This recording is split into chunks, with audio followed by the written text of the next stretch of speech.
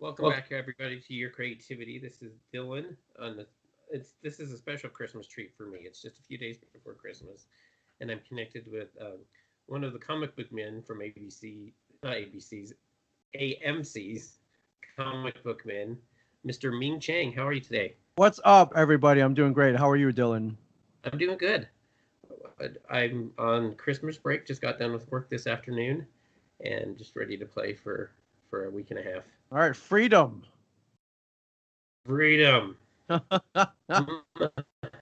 trying to decide if I want to start at the beginning with you or start current and work backwards. Do you have a preference? I don't have a preference. You start wherever you start wherever you want to start. Somewhere we'll all meet in the middle. Okay, let's start at the beginning.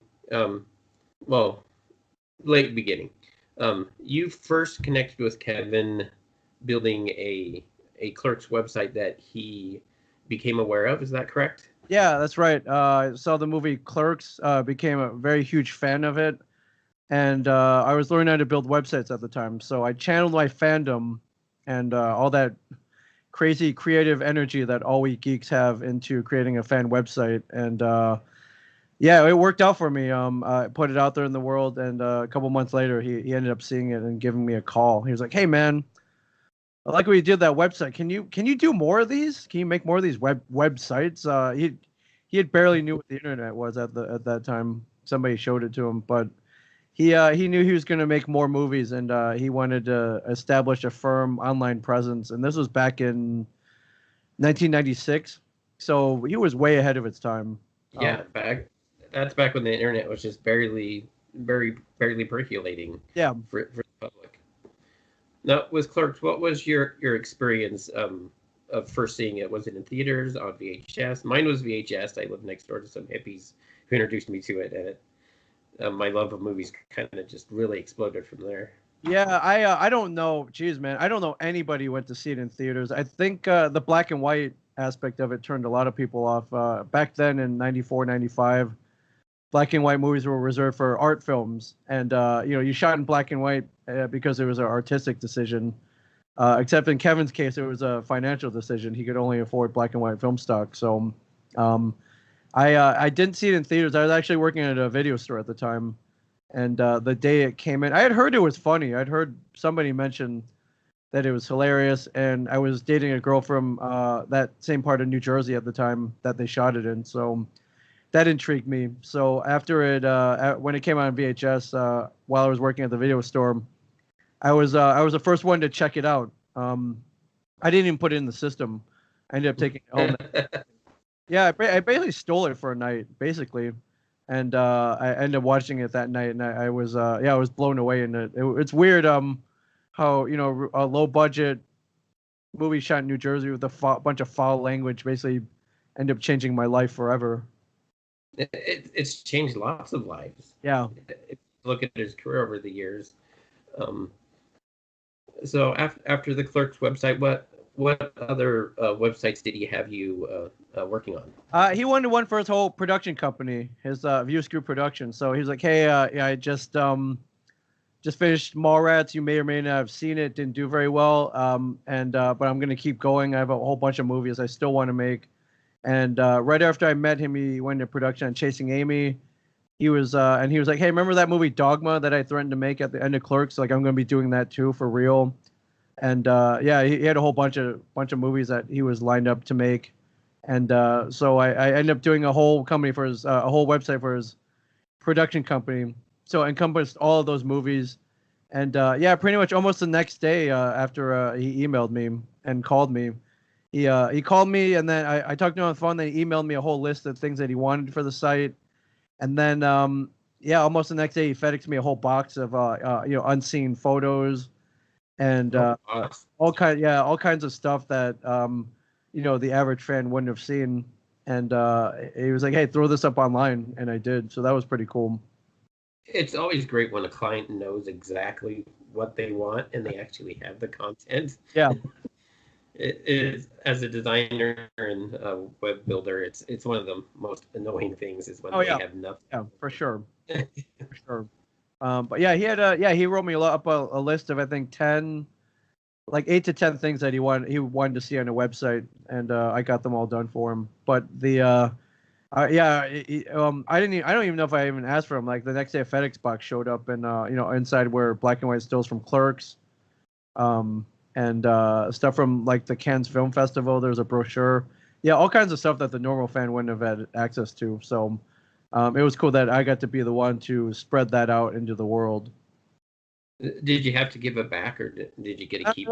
I think I kept most of it. I think there are a couple still images that he wanted back.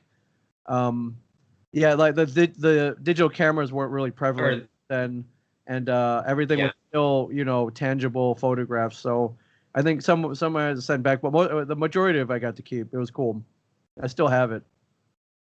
Is anything on display at the stash from what he sent you, or? Oh, well, I mean, if you go to the store, it's a whole museum with props from all the movies. So, yeah, I think I may have donated one or two things to the museum.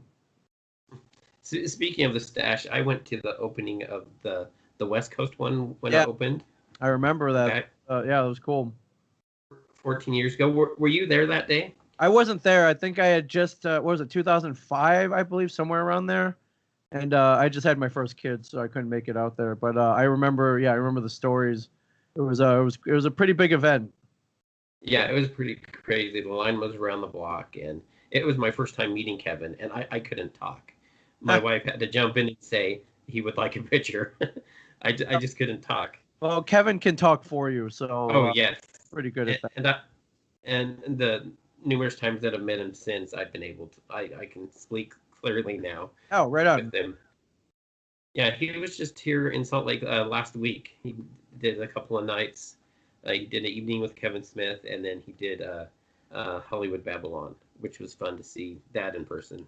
Yeah, Hollywood Babylon's such a great show live. They've got AV. There's just audio visual, and then I just love how it also works as an audio only podcast as well. It's pretty amazing. And then I don't know if you went to the evening with show. I don't know how long he went, but probably went quite a while. I imagine. He went over on the first night. He did a little better the second night. Okay, fantastic. Yeah, hey, that's what he's good at. That's what you're paying for. Yeah. So from the websites to the stash, did you start working at the stash before the show, or? Yeah, I ended up moving to New Jersey full time in 2002, and the store opened in '97. So it's sort of been pretty firmly established by then. When I first came up here, I did more stuff for the website. I've got everything online was the big thing that I got done for the store. Store wise, I got everything onto an online store. But yeah, I would go down and bug Walt every so often down at the retail store, and then I ended up spending a lot more time down there. And I got into hockey, the New Jersey Devils, and then comic books as well. That was a big thing. It was nice. It's nice to be able to go into a comic book store and read stuff on the rack and then be able to put it back. So without charge, it's kind of cool. Yeah, that's always nice. What was your experience working at the store pre the show and while the show was in production? It wasn't too much different. I think after the show, of course, more people want your picture. But even before, I was kind of known as the guy who ran Kevin's website, and I set a lot of those events in motion as well. So, I would get people who hung out. We had a pretty heavily trafficked message board on the website. So I was able to interact with a lot of Kevin's fans that way as well. So wasn't too much different. There's just more of it now, I guess. So, but yeah, I'm still getting made fun of. I'm still, Walt's still shaking his head. There are moments of exasperation and frustration. It hasn't really changed all that much. All that stuff you see on screen is pretty much what happens on a daily basis, anyways. That's what I figured. Are you still working there at all? I'm there. I don't have to be there all the time. So I'm actually spending more time at the podcast studio that me and Mike have built, host show called A Shared Universe PodcaStudio, where we welcome podcasters and teach people to podcast, and we're trying to get everybody to do what we do. Just start a podcast. I think we blame Kevin. Kevin's the one who kind of spearheaded all of that. It's all his fault that there are so many podcasts. But I think, God, man, I think it's so much fun. I think podcasting is an amazing form of communication and entertainment and therapy, and it's just fun. So I want everyone to have this much fun. I've had so much fun doing this. I've met so many creative people, artists, actors, comedians. The last episode we had an exotic dancer on, which was kind of eye-opening. How things affect her. Yeah, it's just been a really interesting journey. And then, man, they're just great stories. And it's one thing to tell a story and have it kind of go out into the ether, but to record it and spread it out to the world and kind of have it preserved forever, it's pretty amazing. Yeah, I completely agree. So this podcast studio, yes. What was the genesis behind it? The genesis was actually so me and Mike have been podcasting for 8 years. We've had a couple of podcasts. One is called I Sell Comics, which is about comics and pop culture, and we talk about the weekly comic book releases.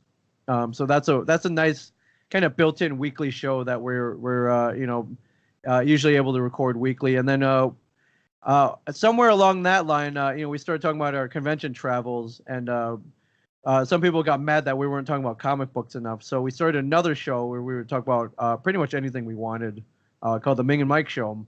And that delves into things like Mike lost his house in a hurricane, so he's been spending the last 6 years rebuilding. So we talk about things like that. We get into a lot of trouble, into and out of a lot of trouble during our convention travels. We talk about that, just whatever happens in our lives. So that we got that. But somewhere along the line, we started getting a following. People started listening to our podcast, and people would either come in the store or stop us at comic book conventions, and they're like, "Hey, we listen to your podcast. We love your podcast. How do I start my own? Do you have any advice for me?" And we would give them like a 10 or 15-minute lesson on what kind of gear to buy and what kind of how the technology worked and how to get it up online on iTunes and Google Play and Spotify. But it just wasn't enough. It just felt rushed. It felt like I wasn't able to give a complete lesson on how to launch a podcast. So somewhere along that line, we were kind of like, man, wouldn't it be great if we had a studio and a place where people could come down and people would come podcast here weekly, just like we do. And wouldn't it be cool if we could teach classes and just get people up and discovering how fun that this medium that we love so much, just how fun that is. So, finally, got off our butts and opened this place up. And we've been going for about a year now. We started beginning of this year, and it's been going pretty well. Yeah, it looks like it. You do Facebook Lives when you have shows in the studio. And those are really interesting to see. Yeah, and you'll see an endless string of them, and almost every show that we record in here. We leave it as an option for everybody. If you want to Facebook Live while you're recording an audio podcast, it just gives you another avenue to promote your show. So I would say probably about 7 out of 10 people who come in here want to Facebook Live their shows as well. It's been going pretty well. You had some a few months ago, as far as you and Mike were talking with people that were doing TED Talks. Yeah. TED. There was a local TED. I don't want to call it an offshoot, just a local TED Talk here. TEDx. TEDx, and they had originally wanted me and Mike to do one together, and unfortunately I was out of town. I was at a con, not surprisingly. I was like, Mike, take this one. They don't need both of us up there. Go. You're you've always wanted to do some high-end public speaking. So Mike was one of the featured speakers. But I met some of the organizers. I was like, hey, have you ever thought about just launching a podcast series where we interview all the people you've chosen to speak beforehand, and we get their story. Yeah. Kind of get a connection to them, and something that we could listen to before we see them at the TED Talk. That would give us a little more in-depth knowledge on them, and maybe form a better connection with them as we're watching them on stage. And yeah, they kind of jumped at that chance. So yeah, the TED Talks are great, but you get 8 minutes on stage to tell your story. And I think they publish a little bio and the little handout pamphlet that they give you when you enter, and that's it. I'm like, why not have them come in for 20, 25 minutes and talk about themselves and what drives them, what inspires them, and ultimately tell the audience why they should come and listen to your TED Talk. And yeah, we did. Jeez, man, I think we did like 12 or 15 of them, and I thought they went well, and I'm hoping we could do that this year as well. And Paulina, how do you? Portskova. Yeah. How was it meeting her? She seemed pretty cool. I'm a kid of the '80s, and she was pretty much the one of the supermodels from the 1980s, Yeah. 80s and early 90s. Featured numerous times in the Sports Illustrated swimsuit issue, which was a pretty big thing back then, and star of many videos from the Cars, the Drive video especially. So I was a big fan of hers already, and yeah, they pulled some strings and they asked her, and she came in here, and it was pretty amazing. It was a highlight day in the history of the studio for sure. Speaking of celebrities that you've been able to meet during the Comic Book Man show, you've had numerous heroes: Stan Lee, Boo. Yeah, Adam West, Kevin Eastman, Peter Mayhew, Billy D. Williams, Neil Adams, Jim Lee. The list goes on and on. We've had some really, really cool people in here. Ralph Macchio, Method Man. I mean, and those are just a handful off of a couple seasons. So, yeah, we've had pretty cool people in here. You have a personal favorite that? I mean, it's got to be Stan Lee. He came in. Yeah. And yeah, he's just he's as cool as he comes off of. Whether you see him in a cameo or in an interview or you've met him at Comic-Con, he was he's that cool in real life to us as well. Created many of my very personal favorite properties, and yeah, just basically changed a lot of lives, but changed my life for the better for sure. So he yeah, I got to put him right at the top of the list. Speaking of Stan, do you have a favorite cameo from the Marvel movies? I think it's either got to be the first Iron Man, where he's Hugh Hefner. Yeah. I also love his cameo in Deadpool, where he's the strip club DJ. I think both those are actually very reflective of his real life personality. He was very much the ladies' man for sure. I like the FedEx. That was great too. The Tony Stank, that was great too. Partially because of Don Cheadle's, response. Yeah. Right. Absolutely. Convention-wise, you said you've had some great stories. Can you share a short one with us? Well, it's just crazy. You go to a convention when you're invited as guest. It's pretty cool because you get to kind of hang out with all the other guests.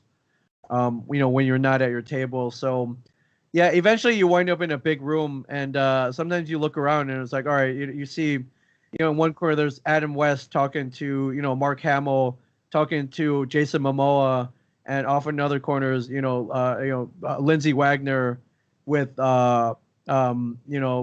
Sophie Turner talking to, it's like a geeks, it's like the ultimate cocktail party for geeks, I guess. Yeah. It's kind of like if I went to heaven and I woke up, this is the party that I would want to be at, so it's pretty cool. So yeah, I've gotten to meet some pretty cool people from my past, from my current favorite movies and TV shows, creators, just people who've really, really influenced my life. So that's cool. Yeah, and occasionally you'll get lucky. You'll get a con that features, like an Aliens reunion, and they'll get all the cast members from James Cameron's Aliens together, and you'll wind up in a group shot with them. Yeah, things like that. It's a pretty cool place to be. Salt Lake Comic-Con, well, formerly Salt Lake Comic-Con FedEx. Yeah. You guys were almost booked here. I guess you guys said it. Killed me. So we were booked one year, almost went, and then we got the last second word that we had to shoot with Elvira, and that was the only day she could do it. Was the big Saturday of Salt Lake City Comic-Con, and I tried to make it work, but ultimately, it was a worthy sacrifice. I love Elvira. We got some. She was great on the show, and the show comes first. But it did kill me that I was not able to go to Salt Lake City Comic Con. I was really, really looking forward to going there. Dan Farr and the promoter is a great guy. I met him at a couple conventions before, and I think he liked me as well, and ended up inviting us. And I really wanted to see what his show was all about and how he ran things, and where his fandom lied. And hopefully I can make it someday soon. I really do. Well, I'll put a bug in his ear. Yeah, that would be amazing. I know Dan. Yeah. Yeah, he really is a great guy, loves fandom, and he runs a hell of a con, and I would love to experience it one day. I met him just before the first con, and he's just this kind of quiet, humble guy, and he's still that way. Sometimes success like this can change people, but sure, yeah, absolutely. He's remained the same. Yeah. Before we started recording, we were talking about Funkos. I just got a new one, a birthday. Yeah. Not a birthday, a Christmas present from a coworker. You're a pop actually a few times over. What is that like? That's got to be surreal. Yeah, it's cool. I'm able to officially, tell people, that I not only have one pop figure of me, but two. It's pretty amazing. As a big time toy collector, starting from my youth up until today, up until now, I think your one goal in life is to have a toy made of yourself, first of all. And if that toy can be made by one of the hottest toy companies out there right now, and for the foreseeable future and probably forever, that's pretty cool. But I think as a toy collector, what you really want to see is the actual toy itself, but you want to see the packaging. The professional packaging is what really blew me away. Like, I had my name on it, I had a picture of me on it, I had a picture of the secret stash on it, and it's pretty cool. And I think this I love Funko before, and I love him even more now. And it's a pretty amazing feeling to have your own Funko Pop figure, for sure. And you and Kevin and a couple of the other guys were there for the opening of the HQ store. Yeah, very, very lucky. I know there were probably 1 million people who would have killed to be there, and we were not only able to be there for the opening, but they featured it on an episode of Comic Book Men. So yeah, it's pretty. And you guys got to go behind the scenes and check some things out that way. What was yeah, like? I got to see the inner workings of the office. Normally you don't get to see the top 4 floors above the retail store. So that was pretty cool. And I've seen a lot of the behind the scenes. The storage and the warehousing, the shipping, the design, the hardworking designers that work over at Funko, prototypes. And I got to see the CEO's office. Brian Mariotti's office is pretty amazing. It's a place that not a lot of people get to see. I think you get to see it in the Making Fun documentary, the story of Funko, which is on Netflix right now. It's a pretty cool documentary. Yeah, got to hang out there, and it's cool. Most corporations out there, even toy companies, the guy at the top could care less about toys, or they're focused on making money. But Brian is he's him and the former CEO Mike, they're focused on fun. They're fans. They love toys. They love fandom. They love properties. They love cartoons. They love sitting in front of cartoons with a big bowl of cereal on Saturday mornings. So what I love about Funko is if there's a fandom out there, no matter how obscure, they can make it worth producing. They'll make a pop figure on pretty much anything, as long as there's a fandom out there for it that will buy it and treasure it and love it. And that's what I love about them. So I got to kind of see all of that. Besides your own, do you have a favorite Funko? Man, that's a hard decision. There's a Notorious B.I.G. one that I picked up at New York Comic Con that I'm a big fan of. There are several Bruce Lee variants that I really love, from Game of Death, from Enter the Dragon, that are pretty cool. There's an oversized Thanos one that I'm a big fan of. Oh yeah, that's a nice one. All the Twin Peaks ones I think are pretty amazing. It's just to me it was so unlikely that they would come out with Twin Peaks anything. It's a TV show centered a dead girl named Laura Palmer, and then they came with a dead Laura Palmer pop figure. I thought that was pretty cool as well. All wrapped up. Yeah, Man, I have many favorites. I have a couple of the Chrome Batmans that are kind of exclusives. I have a couple of the Conan O'Brien figures that they did, which are pretty cool. So yeah, Oh, I'm nice. I have a lot of favorites. It's really hard to pick. It's really even hard to pick like 10 of them. Yeah, I recently got the Wreck-It Ralph for the new movie. Yeah. He's huge. That's a good one. Uh, Braveheart's my favorite movie, so I had to get that one.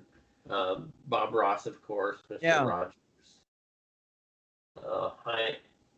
Heisenberg, Mojo Jojo. It's just like, you think you've hit your limit, and then they make an announcement. Yeah, so I my new favorite, I recently got the Lost Boys ones, and Oh, nice. those are ones that I've been kind of asking for a while, actually. So, yeah, that worked out. That worked out. Next ones I want are the Point Break ones, and I hope they come out with those. Oh, nice. Yeah, there's some coming up that I really want. I just can't think off the top of my head. Yeah, yeah. This year they released the Die Hard ones, which I'm trying to get as well. So those are the ones I'm on the hunt for. Officially a Christmas movie now. Oh Fox released the trailer. Yep, absolutely. Speaking of side projects that you've been involved in and that have been part of the show is Shooting Clerks, the Kevin Smith biopic. Yeah. I've been in contact with the producer a little bit, trying to get him on the podcast. But you guys saw a screening of it. How is it? It was great, and we got to the first time I got to see it. I actually watched it with Kevin and his family in the theater. So that was a special experience. Yeah, he was touched. He was moved. He cried multiple times during the movie. Watching the movie, about the making Clerks in his life. Yeah, when I first heard about it, I was like, what nut is making a movie about the making of Clerks and casting guys to play, who you're going to cast a guy to play Kevin Smith and Brian O'Halloran. And then, yeah, so I at first I thought it was some kind of wacky student film or something. But then, I learned this guy was from Scotland, which is even crazier. But yeah, one day he came in, shot some scenes with me and Mike. And Walt, and then later on, Brian finally broke down and decided he wanted to be in as well, so they shot his scenes later. But yeah, I thought those guys over at Old Reeky Medium did a really great job. So, and I hope they do more. I'm hearing rumors that a shooting Mallrats or shooting Chasing Amy is up next. Oh, cool. That's what I hear. Yeah, hopefully they can get it in wide distribution so a lot of people can see it. Yeah, I hope so too. Now, I've got a couple. Before I jump into our bonus questions, is there anything that we haven't touched on that you'd like to share with people? Let's see. Well, I think I told you about the podcast studio, which is open to everybody. We're pretty much right down the street from the comic book store. So if you're coming to visit the store, book a session, come podcast with me. Especially if you've been thinking about doing it and you just need that extra push to actually do it. We'll give you that push. But if you have a podcast already, it should be a no-brainer that you come down and podcast from here. So, yeah, that's pretty cool. And then for anybody in the Houston area, I partnered in a coffee and gaming shop down there called Coral Sword, which is pretty amazing. So we've combined coffee, beer and wine, board gaming, video gaming, card-based gaming, and there's a pretty sweet streaming and podcast studio in the back that you can rent out. So, yeah, definitely go check that out. I've become involved in a place that I kind of would have built myself. So, yeah, check that out if you're anywhere near the Houston area. And yeah, beyond that, yeah, I think that's pretty. If you're going to a Comic-Con, I'll probably most likely be there. So, like come and hang out with me. And hopefully here in Salt Lake soon. Yeah, working on it. Yeah, next place I go to is Albuquerque, New Mexico for the Albuquerque Comic-Con. Great show. So definitely for that. That's close to Utah. Yeah, well, closer. Touching on conventions again, I've seen at some of the conventions you guys kind of set up a shared universe like podcasting area. Yeah. Yeah, my dream is if you've been to a Comic-Con, they have the guests, but they have a row of booths called Artist Alley where all the artists hang out. Right. Go commission art and meet some of your favorite artists. My goal, my dream is for every Comic-Con out there to start a podcast alley where podcasters come out, they get their own table and they sit there and they can podcast during the whole con, so they can chat with other artists, other vendors, other attendees, cosplayers, and the ultimate goal is to have it where a special guest at the con, say a Mark Hamill or Jason Momoa, will come down to Podcast Alley and spend 5 to 10 minutes with each podcaster that is in the alley and give them some content, but at the same time promote his projects as well. So, I think it's a slam dunk. I think it's a great idea. Oh, yeah, that'd be It's awesome. just, we're just trying to spearhead this now, and I'm hoping that A Shared Universe can, be the lead producer of these podcast alleys. So, any cons out there listening who think this want to get ahead of the game and agree that this is an amazing idea, I will set this up for you. I'll talk to Dan. Yeah, for sure. I'll get that in his ear. Not only that, I'll have a table next to you podcasting for sure. There we go. I'm game for that. Okay, bonus question time. Yes. Who is your favorite Muppet and why? Oh man, that's a great question. Most people say Animal. He's kind of crazy. A lot of people are more Gonzo. I think I'm more of a Fozzie Bear though.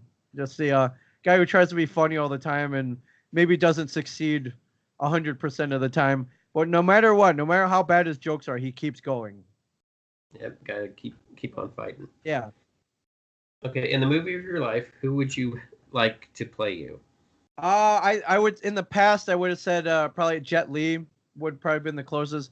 He's a little older now, I think. So I might have to. I don't even know the guy's name. The guy who played the lead in the movie The Raid would be would be pretty cool. John Cho from the Star Trek movies or the American Pie movies.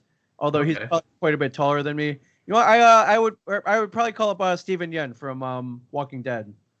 We're both from Michigan. We've both been on AMC Asians featured on AMC, and I would call him. I think he would do a great job. He's prettier than I am. I think he's got so yeah, I would Steven, if you're out there, you've got the role. You won the role. That's another good podcast idea. Asians on AMC. Yeah. Well, it'll pretty much two of us, so not many on there. Yeah. Well, where can everybody find all your projects online? You can find me on Twitter, Instagram, Facebook at Ming Chen 37, MINGCHEN 37. Coral Sword is in Houston. You can find that on Facebook and Instagram, just like it sounds. Coral, like the sea, coral, and sword, like the sword. It's the infamous weapon from the Final Fantasy series. And then our podcast studios at A Shared Universe or at shareduniverse.com. Definitely check that out. I look forward to podcast. Oh, I love that I podcasted with you. The goal is now to get you here in studio where we can do it face to face. And I'm hoping everybody else comes down. I want to podcast with everybody. Yeah, I would love to come to Red Bank and go to Leonardo too to check out the store. And yeah, if I can ever make it out there, definitely. Yeah, sure, that'd be amazing. Because if you come here, I have to come to you. It's only fair. Yeah, for sure. Yeah, so I'll see you here soon, my friend. All right, sounds great. Thank you, Ming. Yeah, thanks for coming on. Thank you. Bye. Thanks, man. Thanks. That was awesome. Happy holidays. Have a great weekend. You too. Happy holidays to you. Cool. I'll talk to you soon. Okay. Oh, I want to tell you about a geeky thing with my podcast. I had Keith Coogan on a while back, I think it was last year. Yeah, dishes are done, man. Yeah, I love Keith Coogan. I had him record "The Podcast Is Done, Man," and that's my outro. That's awesome. I'm like, if I have Keith Coogan on, I have to do this. So. Yep. Yeah, I think I have. He signed a plate for me. It's I don't know where it is, but it's somewhere. So it's awesome, man. He's super nice. Yeah. Cool. I'll talk to you soon. All right. Yeah, we'll probably have this sometime after the new year. Okay. Let me know, and I'll blast it out to everybody.